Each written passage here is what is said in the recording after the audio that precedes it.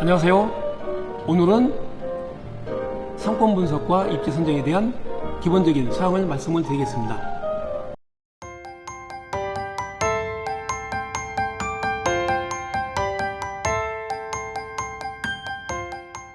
취급하는 상품이나 서비스 이상으로 중요한 상품 분석을 가만히 살펴보면 상품 분석이 뭐지?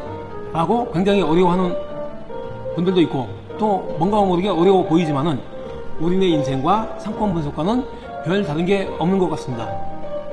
오늘 유튜브는 제 인생의 몇 단면들을 상권 분석 또는 입지 선정에 투영시켜서 비교 분석해 보고자 합니다. 끝까지 시청하시면서 내가 살아온 또는 살아갈 환경과 주변인들을 연결시켜 보면서 사업, 특히 골목 상권 장사에서 맹자의 어머니가 맹자에게 좋은 교육 환경을 만들어주기 위해서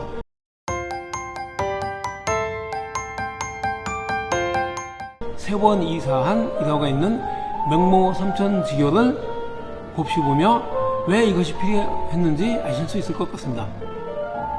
상품에 또는 나의 노하우에 변화를 줄 것인지 업그레이드 시키면서 상권을 이전해 보는 것도 굉장히 좋은 방법 중에 하나라고 봅니다. 먼저 과거 우리 부모님 세대, 특히 어머님들에 대한 기억을 찬찬히 기억해 볼까요? 결혼하기 전에는 한 가족의 구성원이자 한 동네의 친구였었는데 낯선 남자와의 결혼, 그리고 며느리로 불려지는 순간에 나의 정체성은 사실은 없어졌었죠. 당시의 시골은, 그리고 시골 분들은 굉장히 순진했지만 어찌 보면 좀 우악스러웠습니다.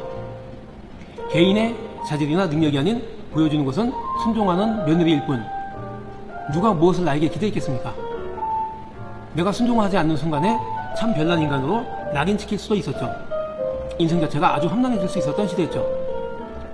결혼과 동시에 행복을 추구할 수도 있었겠지만 많은 이들이 인생이 힘들어졌다고도 할 수 있죠. 남자는 남자대로, 여자는 여자대로. 그러나 여성이 과거에는 더 힘들었었죠.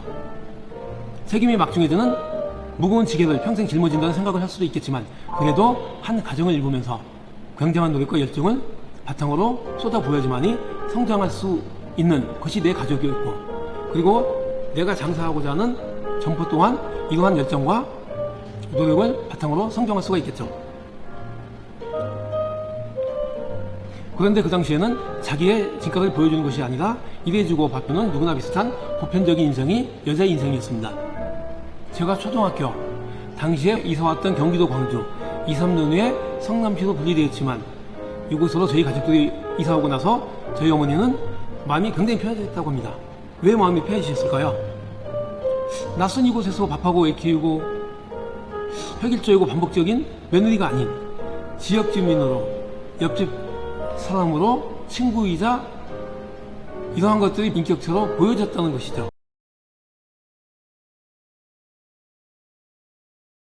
아무런 기반 없는 1971년 청계천 난민, 무려 10만 명이 정부 정책으로 일거에 철거당하면서 땅밖에 없었던 경기도 광주군, 직장과 학교도 턱없이 없고 부족 밀가루와 소방차물을 배고파줄 수밖에 없었던, 아마도 서울특별시 무허가 판자촌 정의정책이었던 것으로 기억하고 있습니다.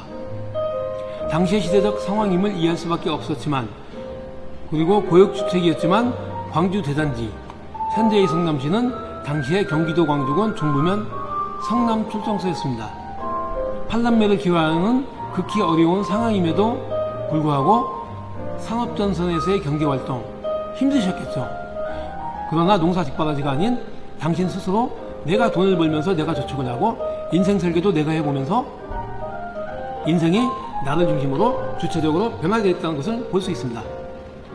바로 우리가 직장에서, 그리고 학생에서 우리네 소상공인으로 변화되는 과정과 크게 다를 바 없는 환경에 변하고 내가 주체가 될 수밖에 없는 그러한 환경인 거죠. 넓게 보면 삶의 영역, 즉 주거지 이전이라는 표현이겠지만, 또 다른 용어로 상권을 이전하면서 잠재했던 여러 원동력이 작동하기 시작한 것이죠. 변화가 없으면 발전이 없는 것이 세상 이치죠. 두 번째 이야기로는 아주 사소한 부분인데, 사소한 집단, 동네의 작은 만남에 다닐 수도 있겠지만 처음으로 가입해서 매주 2, 3회, 아마도 2년도 채 안 되는 기간에 150번 이상 모여서 어울렸던 우리 동네에서의 스크린 골프 이야기로 비유해 볼 겁니다. 때로는 아주 공격적으로 풀쏘리기 좋아하는 1인과 누구의 말 한마디도 용납하고 싶어 하지 않는 1인 지하 뭐뭐뭐 스크린 밴드에서는 기가 세고 주도적인 한두 명과 아주 극소수의 몇몇에 의해서 프레임이 씌워질 수 있는 상황들이 늘 직면해 있고, 사회생활 자체 또 직장생활 자체가 이런 프레임이 씌워질 수 있는 경우가 굉장히 다반사로 일어나고 있습니다.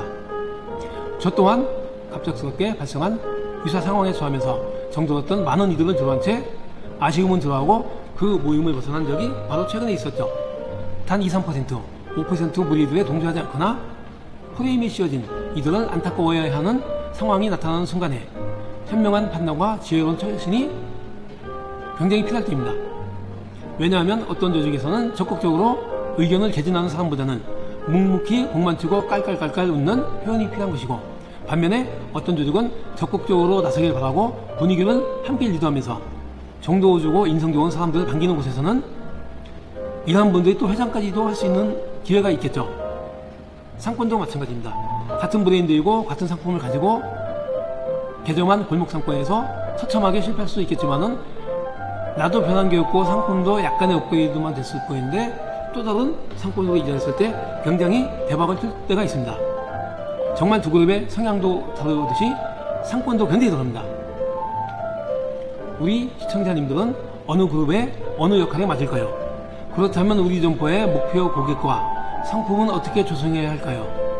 상인의 주변 상권, 경쟁전과의 어떤 구도가 영혼까지 끌어모아서 투자한 내 작은 사업 성공에 뒷받침이 될 수 있을까요? 이게 영끌입니다. 아파트에만 영끌이 있는 게 아닙니다.